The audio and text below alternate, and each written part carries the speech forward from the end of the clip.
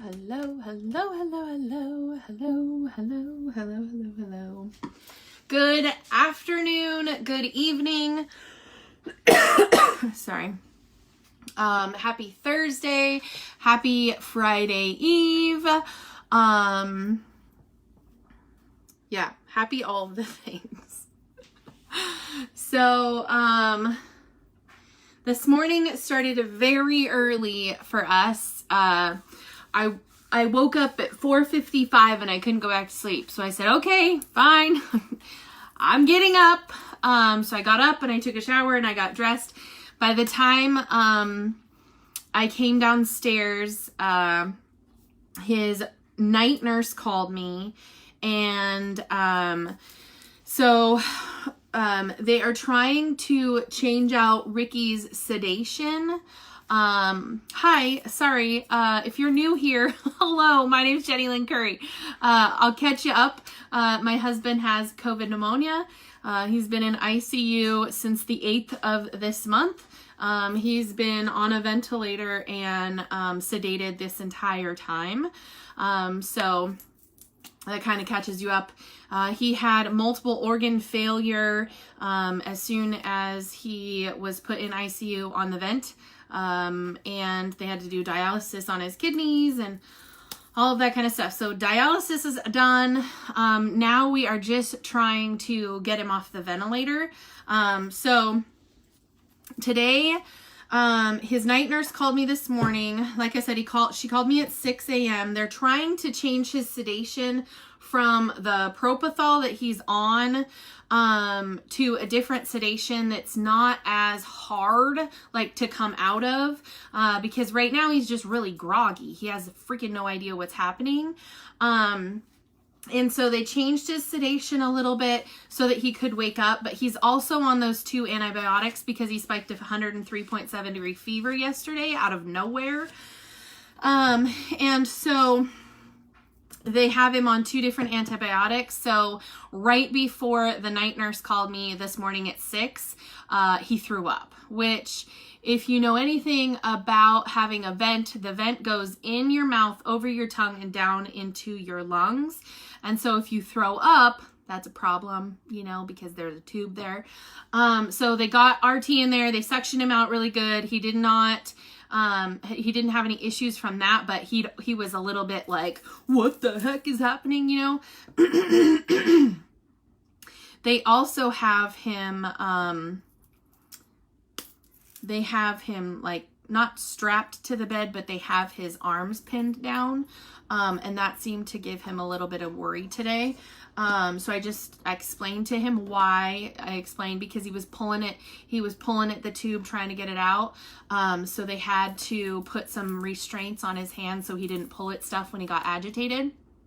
So today that nurse called me, and then she called me again at 6:45, and she said that unfortunately we couldn't do the test right now because respiratory therapy wanted to wait a little bit longer, give him a little bit more time to calm down. I said, okay, that's fine. Just call me when you're ready. So I dropped both of the boys off at school. I came back, and this is the part that I know God is right there in the thick of it with us. Because this morning when I had my Jesus time before the nurse called the first time, I had opened my Bible, and I tell you guys this all the time. I flip it 3 times, and then the 3rd time, wherever it lands, that's what I read for the day. I know it's just a weird thing that I do. It's fine. But today it landed on 1 Corinthians verse 3 and 4, which is what is inscribed on the cake topper that we had at our wedding. And so I was like, okay, that's a thing. So I'm just like, okay, I hear you. I feel you. I get it. So after I dropped the boys off, I came back and I was like exhausted. Like, I was so exhausted, and I'm like, I've never like that. I was like zonked tired. And so I laid down on the couch That was like 8:30. Gabby came home at 9, and I slept until 10:30 when the nurse called me this morning. And now looking back at that, me being so tired, it's because he was preparing me for what he knew was coming. I stayed on the phone with Ricky for over 4 hours today. Just reaping. I don't know about you guys, but being on the phone for over 4 hours with someone who's not talking back, so it's a whole one-sided conversation, y'all, that makes you tired. I'm like, I'm freaking physically tired. And so I was really happy when Gabby came home because I had to go pee so bad. And so she came home and I let her talk to Dad while I went pee. Sorry, that's probably graphic, but whatever. And then she showered and changed and did all that stuff, and she left. And then a friend of ours, Jason, who's also the Bible study leader for Ricky's men's group, he came over to fix my dryer just about the time where I was like, I need a break. I'm getting so tired. He rang the doorbell, and here he was right there. So he could talk to Ricky for a little bit. And then he fixed my dryer. And it was just like perfect timing. Absolutely. When I needed a break or when I needed something, there was another person to take over and another person to take over. And so it was like God was in it all, he was all up in the biz today. And so it just felt really good. The nurses and the RT, they were like, do you hear your wife? And Ricky must have shook his head yes, because they're like, he can hear you. Keep talking. He likes your voice. And I was like, oh God. So they asked him a couple of times, like, can you hear her? Is she still talking? And he must have shook his head yes, because they're like, okay, Jenny, he can still hear you. And I'm like, oh my gosh. So I talked nonstop, for 4.5 hours almost. And my phone was like about to die. And I was like, okay, I've got to go. I've got to go get Noah. I've got to do this stuff. So I'm like, I love you, babe. You've got this. Just keep breathing. It's totally fine. So he passed his breathing trial today, and he's been pretty much awake all day and following commands. But the RT still didn't feel like we could take the vent off today. And the nurse and I are both going, why not? We passed the test. Why are we waiting? And so, and that was what his nurse said last night too. She's like, he's strong. He's ready. He's ready to go. We need to get this thing out of him. And so she got us all jazzed, and she got the nurse this morning all jazzed up. And the nurse this morning is like, let's do it. Let's go. And so I just talked to her. I literally just talked to her like 30 minutes ago. And I'm like, okay, explain to me one more time why they don't want it out. And she goes, they can put it back in. They can, or they can give him a trach. I mean, we have other options. There's not really a reason why they can't take it out. I mean, he's breathing fine. The only thing that the RT said was that he got a little agitated, and the nurse was there the whole time. She's like, I watched him and he was not agitated. She's like, he was perfectly calm. I mean, there were a couple times where he got a little frustrated. She goes, but nothing compared to some of our other patients. She's like, and as soon as you heard, because I could hear the machine, and as soon as I heard the machine, I'd tell him, it's okay, everything's okay, just take a deep breath, everything's okay, and then you'd stop hearing the machine again. And so the nurse is like, I don't understand. She's like, he's ready, he's breathing over the thing. So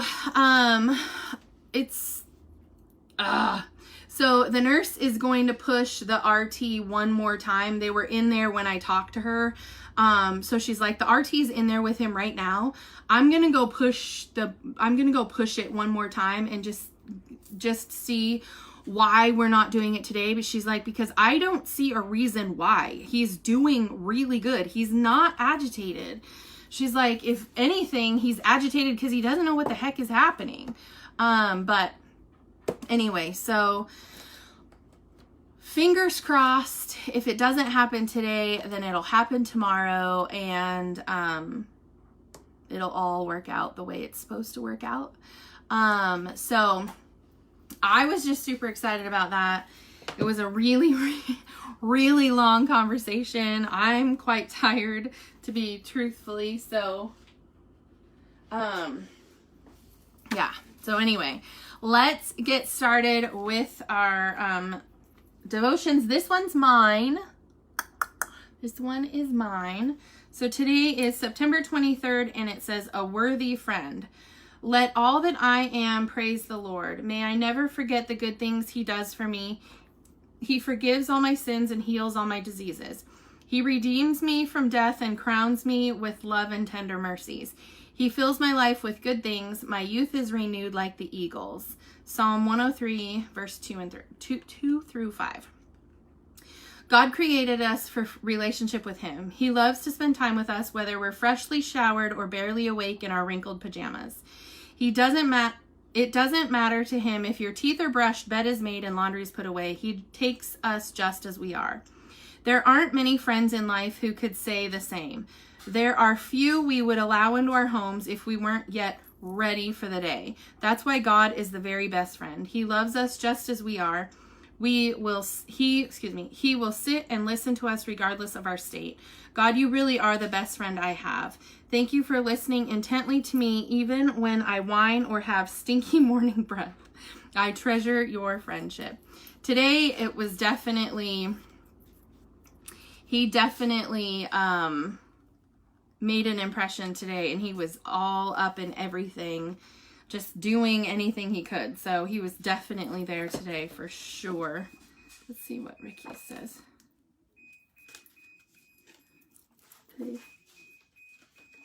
The other day I read the wrong day. Ricky's, this one's Ricky's. This one. So Ricky said, let's see, the warmth of the sun. I kept telling Ricky how warm and sunny it was outside because it was it started out really overcast and ugly outside, and then it was just this beautiful fall crisp day. I am worn out from my groaning. All night long I flood my bed with weeping and drench my couch with tears. Psalm 6:6. Well, I know how that goes. In 1963, the Beach Boys, Brian Wilson and Mike Love, wrote a song quite unlike the band's typically upbeat tunes. It was a mournful song about love that's been lost. Mike said later, "As hard as that kind of loss is, the one good thing that comes from it is having had the experience of being in love in the first place." They titled it "The Warmth of the Sun." Sorrow as a catalyst for songwriting is nothing new. Some of David's most moving psalms were penned in times of deep personal loss, including Psalm 6. Though we aren't told the events that prompted its writing, the lyrics are filled with grief. I am worn out from my groaning. All night long I flooded my bed with weeping. But that's not where the song ends. David knew pain and loss, but he also knew God's comfort. He wrote, "The Lord has heard my cry for mercy." Even in grief, there is reason to trust God. In the warmth of his presence, our sorrows gain a hopeful perspective. Well, that one was fitting for today. But that's not where the song ends. David knew pain and loss, but he also knew God's comfort. He wrote, "The Lord has heard my cry for mercy." Even in grief, there is a reason to trust God. In the warmth of his presence, our sorrows gain a hopeful perspective. I like that. So that one's definitely a good one. I had a friend of mine message me wanting an update about Ricky, and she said, how are we feeling? Are we still at peace right now? And I said, yep. I've been at peace all day today. There has been a peace running through me that I've only had a couple of days during this 16-day journey we've been on. There's only a couple of days that I've had this kind of peace over me, and today is one of them. So it felt really good just to hear him coughing. because that means he's breathing, and that means his lungs are working to get that crap out, which was awesome. Every time she had to suction him, I was like, praise God, get that crap out of there. So I know that he is up in all of this. I know he is. And he gave me rest before he made me work this morning, which I'm super, super thankful for, because I had no idea what 4 hours of a one-sided conversation would be like. He's not off the vent. No, he's still ventilated. He's still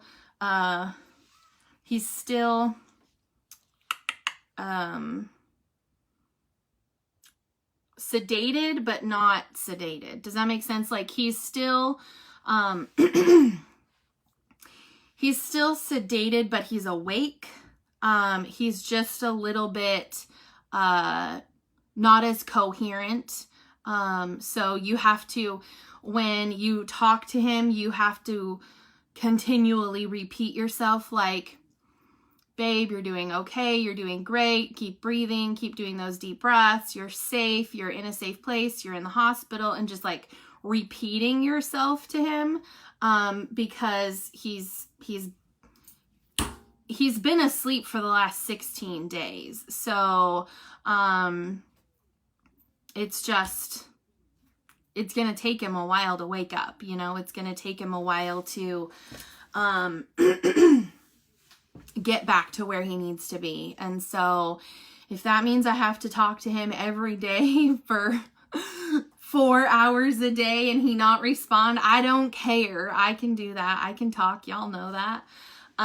So I will do that. He's got an amazing nurse today. I know Andy's off tonight, so I don't know who his night nurse will be. So fingers crossed it's Allison, because we love Allison. And I haven't talked to Allison in a long time, so hopefully she's getting reassigned to us. And I'm hoping that the nurse he has today will be the nurse he has tomorrow, which is normally the way it works. And she's like, I'm ready. We're getting this thing out tomorrow. If they won't let us take it out today, it's coming out tomorrow. She's like, we're not going to let it go. She's like, are you ready to go are you ready to talk to him again? I'm like, you call me at whatever time you want to. I will talk to him until I'm blue in the face. I will sit next to the charger and I will do whatever I have to do to get that freaking thing out of his throat. So anyways, that's it, guys. That is the update. He's doing good. He's breathing and he's staying calm. I don't know what the RT guy thought. I'm like, he is not freaking out. Like, you haven't seen my husband freak out. That is not freaking out. But it's fine. It's fine. It's whatever. So we will get that thing out and he will get better and he will come home. That's all there is to it. It's just not on my timeline. It's fine. It's fine. So anyways, just praising Jesus in every way, shape, and form today. He gave me rest before he made me work, which I'm super, super grateful for. He let me hear my husband cough for the first time. Like, I haven't heard heard him do anything. You just hear machines. And so to hear him cough, I know that's surprising that would be comforting, but to hear him cough was comforting. And to hear the respiratory therapist and the nurse talking to him and asking him if he could hear me, and the respiratory therapist is like, oh, he likes when you talk, you know, like, that made me feel good. And that made me know that he was awake enough to know that I was talking to them and that I was, you know, like, with him, even though I couldn't physically be with him. So that made me feel really good and just made me know that he's going to be okay. Everything's going to be fine. We just have to wait it out and he has to get better. So, as much as it sucks and as much as it's been a really long road, and I know we still have a long ways to go, but today's a good day, y'all. Today's a good day. So not exactly the outcome we wanted, but you know what? I will take it. I will take it. Anyways, thanks for hanging out. Thanks for hopping on. I'm going to give my voice a rest because it's tired. So thanks for hanging out with us. Thanks for hopping on. Thanks for all the prayers and well wishes. Thanks for getting in my inbox and just, telling me we're standing in the gap. We're here for you. We've got your back. All those things. Like, I was on one phone and I was looking at the messages coming in on the other one, which was keeping me going. So thank you to all of you guys who have messaged me and who've called me. Becky called me last night. I was like, is she calling me? Like, does she realize she's calling me? I'm not sure if I'm supposed to answer this call, but it's just everybody who has done all the things for us. Y'all know I love you, and I'll tell you every single day for the rest of my life. So I love you. I appreciate you. Let's see what tomorrow brings. I'm excited. Let's go. Anyways, thanks you guys. I hope you all have an amazing Friday. I'm trying not to cough. I'm like tapping my chest, like try not to cough. But I hope you guys all have an amazing Friday, and I will update you as soon as I have a new update or anything new. I will let you guys know. So y'all are part of the family. I wouldn't leave you hanging. So anyways, I love you. I appreciate you, and I will see you guys tomorrow. Bye guys.